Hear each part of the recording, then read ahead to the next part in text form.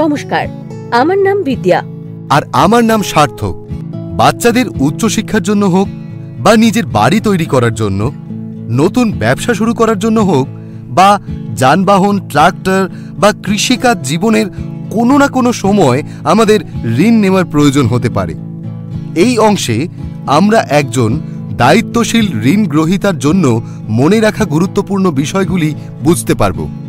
গল্প 1, ঋণের প্রয়োজন এবং অর্থের ব্যবহার।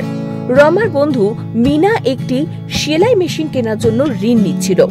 তাই রমা ভাবল, এখন তো উৎসবের সময়, আমিও যদি ব্যবসার নামে ঋণ নিয়ে এবং সেই টাকা দিয়ে নতুন মোবাইল কিনি কেমন হয়। কিছু লোক ঋণ নেয় কারণ তাদের বন্ধু বা সহকর্মীরা ঋণ নিচ্ছে বা তাদের আগের ঋণ পরিশোধ হয়ে গেছে। আমাদের ভেবে দেখা উচিত আসলেই ঋণ নেওয়ার প্রয়োজন আছে কিনা। অর্থের জন্য অন্য কোনো বিকল্প আছে যাতে আমাদের ঋণ নেওয়া এড়ানো যায়? সত্যিকারের প্রয়োজন হলেই ঋণ নেওয়া উচিত। অপ্রয়োজনীয় ঋণ নিয়ে আমরা ঋণের ফাঁদে পড়তে পারি।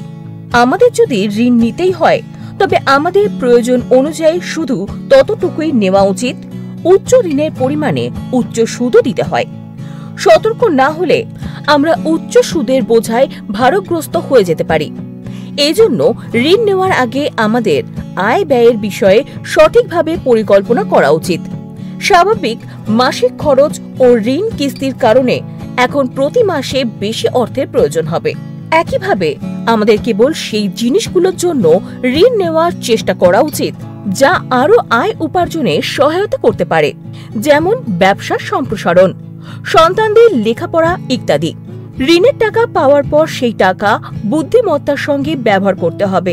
অপ্রয়োজনীয় খরচে ঋণের টাকা খরচ করা উচিত নয়। ঋণের উৎস অর্থাৎ কোথায় ঋণ নিতে হবে। চাষের জন্য বালার অর্থের প্রয়োজন ছিল। সে ভাবল মহাজনের কাছ থেকে ঋণ নিলে ভালো হবে, কারণ তিনি অনেক কাগজপত্র না চেয়ে সহজেই টাকা দিয়ে দেন।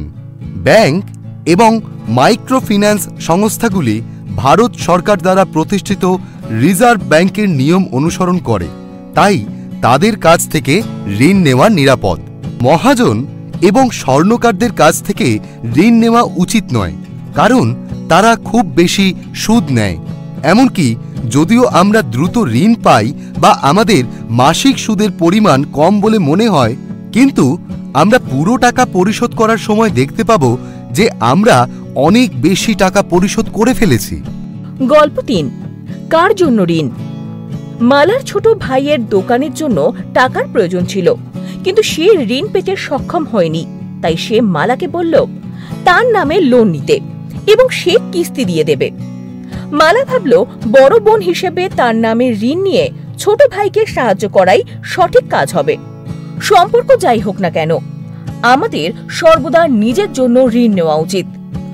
অন্যকে সাহায্য করা ভালো জিনিস, কিন্তু ঋণের ক্ষেত্রে এটি বিপজ্জনক হতে পারে, কারণ অন্য কাউকে সাহায্য করার জন্য ঋণ নেওয়া হলেও যে ব্যক্তি ঋণ গ্রহণ করে বা যার নামে ঋণ নেওয়া হয়, ঋণের পুরো পরিমাণ এবং সুদ পরিশোধের জন্য শুধু সেই দায়বদ্ধ হয়। আমরা যদি কোনো বন্ধু বা আত্মীয়ের জন্য ঋণ নিই আর তারা যদি ঋণ পরিশোধ না করে, তাহলে অযথা আমরা বড় বিপদে পড়তে পারি। ক্রেডিট স্কোরের গুরুত্ব। শালু কয়েক বছর আগে গ্রুপ থেকে ঋণ নিয়েছিল, কিন্তু কোনো কারণে সময় মতো তা শোধ করতে পারেনি। এখন আবার সবজির দোকান শুরু করার জন্য তার ঋণের প্রয়োজন হলেও তার ঋণ মঞ্জুর হয়নি। তাই সে ভাবল 3-4টি ফিন্যান্স কোম্পানিতে ঋণের জন্য আবেদন করলে কেমন হয়। তাদের মধ্যে অন্তত একজন তাকে ঋণ ঠিকই দিয়ে দেবে। আমাদের ঋণ পরিশোধের ক্ষমতা আমাদের ক্রেডিট স্কোর দ্বারা নির্ধারিত হয়। এজন্য আমাদের খেয়াল রাখতে হবে আমাদের ক্রেডিট স্কোর যেন সব সময় ভালো থাকে। একবারে অতিরিক্ত বা একাধিক ঋণ নেওয়া এবং কিস্তি পরিশোধ না করাও আমাদের ক্রেডিট স্কোরের ওপর নেতিবাচক প্রভাব ফেলতে পারে, যার কারণে ভবিষ্যতে আমাদের ঋণ প্রত্যাখ্যাত হতে পারে। একই সময় মতো সমস্ত ঋণের কিস্তি পরিশোধ করে আমাদের ক্রেডিট স্কোর ভালো থাকে, যার কারণে ভবিষ্যতে আমাদের ঋণ সহজেই অনুমোদিত হতে পারে। এইসব গল্প ছাড়াও আরও কিছু গুরুত্বপূর্ণ বিষয় আমাদের মাথায় রাখা উচিত, যেমন ঋণের শর্তাবলী। ঋণ নেওয়ার আগে যাবতীয় শর্ত ভালোভাবে বুঝে নিতে হবে, যেমন সুদের হার, কতদিনের কিস্তি পরিশোধ করতে হবে, কিভাবে কিস্তির টাকা পরিশোধ করতে হবে, কোনো কারণে কিস্তি পরিশোধ না হলে কত জরিমানা দিতে হবে, তা দ্রুত পরিশোধ করতে হবে, ঋণ পরিশোধের পর বাতিল করা যাবে কিনা ইত্যাদি। ঋণের মেয়াদ। ঋণ নেওয়ার আগে আমাদের কিস্তি পরিশোধের মোট সময়কালের দিকে বিশেষ মনোযোগ দেওয়া উচিত। ঋণের মেয়াদ যত বেশি হবে তত বেশি সুদ দিতে হবে। যত তাড়াতাড়ি সম্ভব ঋণ পরিশোধের চেষ্টা করা উচিত। আমরা আরও বেশি ঋণের পরিমাণ পাই এবং এমনকি কম সুদের হারেও পেতে পারি।